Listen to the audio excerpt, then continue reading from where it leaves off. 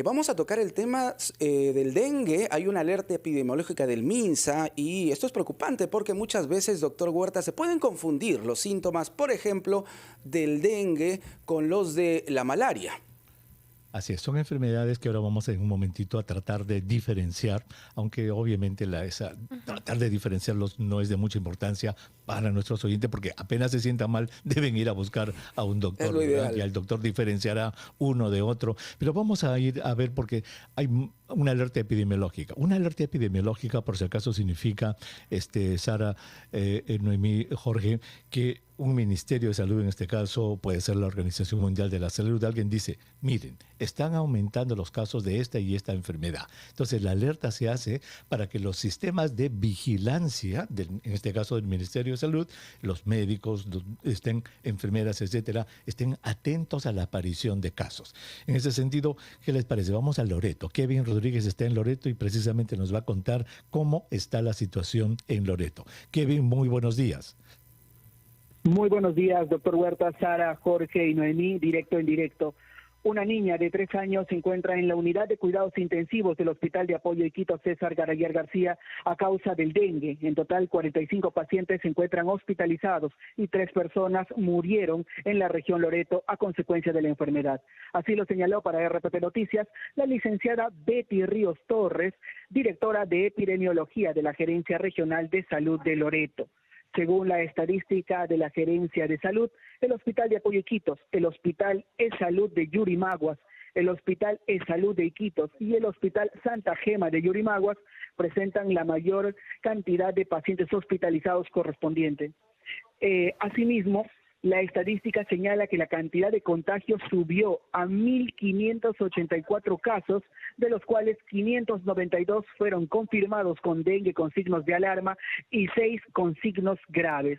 La licenciada Ríos Torres recomendó a los ciudadanos acudir a un centro de salud en caso presentar síntomas como dolor de cuerpo, dolor de ojos, fiebres altas, malestar muscular y sobre todo sangrado por la nariz o encías para recibir atención y tratamiento.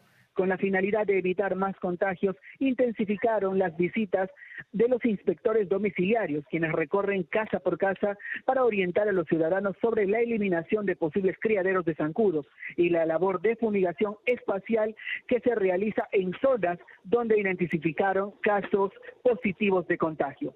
Desde Loreto, directo en directo, RPP Noticias. Muchísimas gracias, Kevin, desde Loreto. Pues fíjense cómo, por eso es que se ha dictaminado esta alerta epidemiológica, porque está aumentando en nuestro país. Es más, se comunicó la semana pasada, y esto para nuestros oyentes en Lima Metropolitana, que hay un caso en Villa María del Triunfo. O sea, esto no es solamente de regiones alejadas, en Piura también hay casos. Es decir, este es un problema a nivel nacional. Por eso es que queremos que nuestros oyentes estén atentas a lo que pueda estar pasando. Elmer. Y en ese sentido, de hecho, recordaremos que todos los años tenemos casos de dengue, como bien lo explicas, es un problema endémico en nuestro país. Pero, ¿qué define que se dé una alerta epidemiológica? De hecho, estábamos acá revisando un poco las cifras que nos da el Ministerio de Salud y se ha incrementado en 73% en comparación del 2022. O sea, ¿qué hace que aumente de esta manera tan drástica en el contexto actual que estamos justamente, ¿no? A ver, sí. Lo que determina si se elabora o no una alerta epidemiológica es precisamente lo que tú dices. Al ser una enfermedad endémica, está dando vueltas allí. Pero cuando se produce un pico muy alto, allí entonces las autoridades dicen, aquí está pasando algo. Y ahí viene tu segunda pregunta. Está pasando algo que el número de casos está subiendo encima de lo que uno puede esperar. Esa es la característica de una enfermedad endémica. Entonces, ahora, ¿por qué? Porque son temporadas de lluvia, porque es época de calor, porque la población ha bajado la guardia, porque los mosquitos se están reproduciendo, están empezando a salir a picar a la gente. Entonces, todas esas condiciones son las que hacen que aumente el número de casos. Entonces, nuevamente, como todos los años, a volver a dar mensajes a la población, señor, señora, cuidado con el agua. Si tiene usted agua en su patio, su traspatio, por favor, elimínela, no tenga agua en los floreros. Todo lo que hacemos todos los años viene porque esa es la característica de la enfermedad endémica. Y algo que también preocupa, doctor Huerta, sin duda, es que en la última semana se cuentan ya más de 9.000 casos y hasta 15 defunciones, ¿eh? Así que es una enfermedad mortal. Sí, esto es bien importante. Mira, este dato es interesantísimo. El dengue es la enfermedad viral más común del planeta. Mira, si alguien pregunta, ¿cuál es la enfermedad por virus más común del mundo? Respondan sin temor a duda, el dengue. Se calcula que cada año se producen 400 millones de infecciones en el mundo. Terrible. Felizmente, la gran mayoría, más del 80 o 90%, alrededor del 80 o 90% son casos suaves, leves. Pero un 10 a 15%, depende de las zonas geográficas, se pueden complicar y allí se produce lo que se llama el dengue hemorrágico, que quizá lo podamos ver inmediatamente después de la pausa. Y justamente sobre eso también te iba a preguntar, pero como bien dices, después de la pausa, ya regresamos.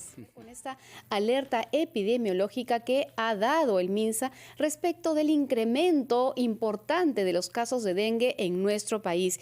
Y Elmer ya nos estaba explicando muy bien algunas situaciones que hacen que se dé esta alerta epidemiológica y que tiene que ver con la presencia de lluvias, el agua emposada, los mosquitos se pudieran estar replicando más veces o las personas no estamos siguiendo las recomendaciones que nos han dado. De hecho, el MINSA ya registra 5.332 casos y 15 defunciones, me parece, hasta ya el momento. Pero muchas de estas tienen que ver con formas graves o formas leves, que muy bien nos explicabas, Elmer. Entonces, ¿de qué depende que a alguien le dé la forma leve o la forma grave? ¿Qué es lo que define eso? ¿Mi sistema de defensas o hay otros factores? Sí, una es tu susceptibilidad personal, tu sistema de defensa, como dices tú, cómo va a reaccionar con el virus, pero sin embargo hay factores de riesgo que se llaman, por ejemplo, si una persona tiene diabetes, eso está catalogado como un factor de riesgo que puede hacer que esta persona con diabetes se complique más que una que no tiene diabetes. Las personas que tienen enfermedad renal, las personas que están en diálisis, por ejemplo, pueden rápidamente llegar al dengue más grave. En los niños también pueden llegar al dengue grave. Justo nos decía Kevin Rodríguez desde Loreto que ha fallecido un niño allá en Loreto. Entonces, el punto aquí, Sara, es que la prevención es básica, la prevención es vital y nuestros oyentes tienen que entender, sobre todo en zonas donde está habiendo mucho dengue, de que las mosquitas, que son las que transmiten esta enfermedad, ellas ponen sus huevos en el agua limpia. Son mosquitas muy limpias que buscan agua limpia, no es agua que está sucia, emposada por días, no. Ese tipo de agua no les gusta a las mosquitas que provocan el dengue, entonces, o que transmiten el dengue.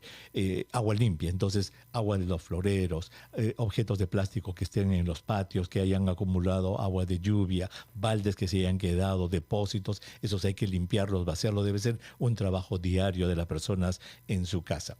Y luego ya empieza la enfermedad. La enfermedad te pica el mosquito y entonces lo que te provoca es que la persona, como dijimos hace un rato, más del 90% de los casos tienen casos leves, un poquito de fiebre, un poquito de dolor de cabeza, un poquito de malestar, sale generalmente un rash en la piel, como un sarpullido, y de ahí se va. Pero más o menos 5% de los casos, Sara, Noemí, Jorge, pueden avanzar a lo que se llama el dengue hemorrágico, en la que la persona tiene ya un dolor muy intenso de cabeza, empieza a presentar manchitas moradas de color púrpura en la piel que se llaman petequias, que es signo de sangrado, y luego, como dice el nombre, hemorrágico, empieza a sangrar por la nariz, empieza a sangrar por la boca, por el recto, y más o menos el 20% de estas personas que desarrollan este dengue hemorrágico se pueden morir.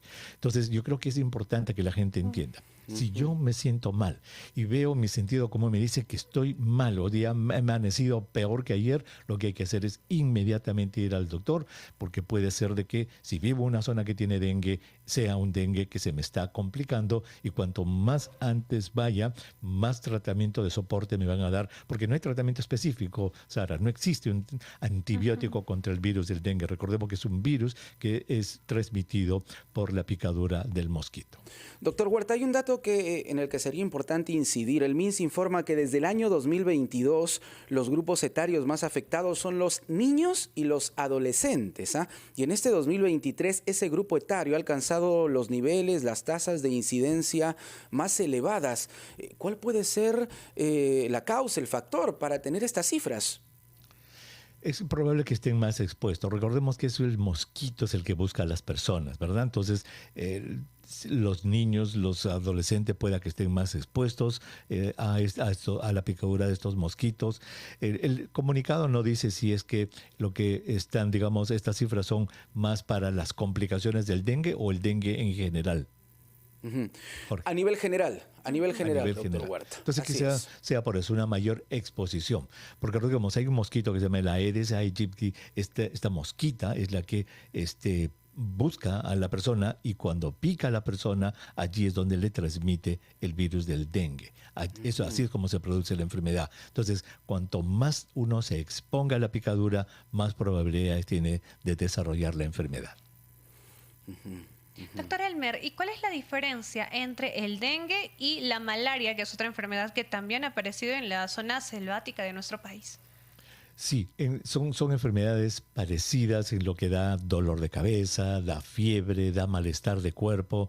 Quizás las diferencias fundamentales es de que si hay dolor detrás de los ojos muy intenso, si es que se empiezan a hinchar los ganglios, por ejemplo, en el cuello, en las axilas, o aparecen sarpullidos, eso es más probable que sea dengue más que malaria. La malaria también puede dar mucha más fiebre alta, mucho más escalofríos intensos, pero como digo, ya una persona que se sienta mal, una persona que diga yo no estoy bien, he amanecido peor que ayer, debe inmediatamente buscar ayuda médica. Ya el doctor, la doctora verá con más fineza si es que es malaria, hay que hacer una prueba especial en la malaria, se saca una gota de sangre y se busca el parásito de la malaria en el examen del microscopio. ¿Y una es más peligrosa que la otra, doctor?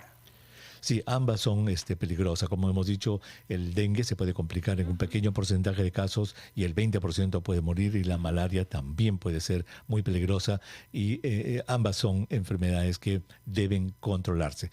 Por eso yo creo que el mensaje principal, Noemí, a nuestros oyentes es que usemos nuestro sentido común, que es el menos común de los sentidos. Dicen que si yo me siento mal, yo he amanecido mal y estoy peor que el día de ayer, yo no voy a esperar a complicarme para recién ir a ver al doctor, a la posta médica. Yo voy inmediatamente, sobre todo como dice la alerta epidemiológica, si es un niño o una niña la que está enferma, debe buscar ayuda inmediata.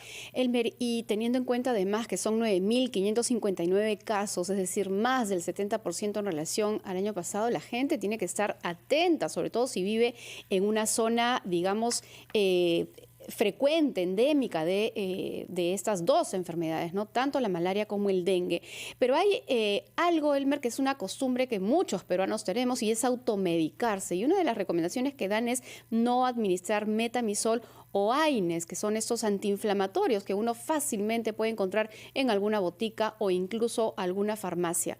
Una recomendación al respecto.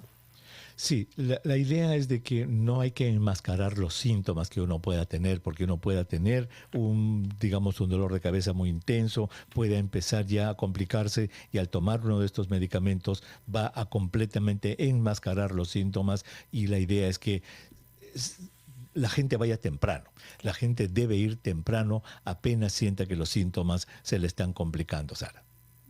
Excelente.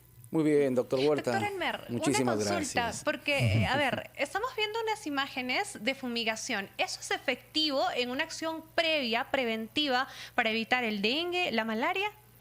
Sí, yo creo que es importante que la gente entienda eso y debe abrir sus puertas para que se fumigue. Estos elementos químicos no causan enfermedades en los seres humanos y tienen como objetivo eliminar ya a los adultos, a los mosquitos y mosquitas adultas. Mientras que el cuidar de los depósitos de agua, como dijimos, tiene como finalidad evitar que las mosquitas pongan huevos. Entonces son dos momentos diferentes de prevención. Uno, eliminar los depósitos de agua para que las mosquitas no pongan huevos, no se pueden reproducir, pero para las que ya están vivos, allí pegados en los techos, en los lugares, allí la fumigación es muy importante, Noemí. Muy bien, muchísimas gracias, doctor Huerta. Lo escuchamos entonces en Espacio Vital. Sí, hoy día es el Día Mundial de la Epilepsia. Vamos a hablar sobre qué es la epilepsia, cómo se puede distinguir la epilepsia de otros trastornos convulsivos, y vamos a ver una parte del cuerpo humano que se llama el hueso nasal. Interesantísimo, Elmer. Vamos a estar muy atentos de todas maneras. Muy bien, muy fabuloso. bien. Hasta Gracias. la tarde entonces, a las 5 de la tarde en Espacio Vital. Chao Sara, chao Noemí, chao Jorge, hasta la tarde. Chao. Gracias. Doctor.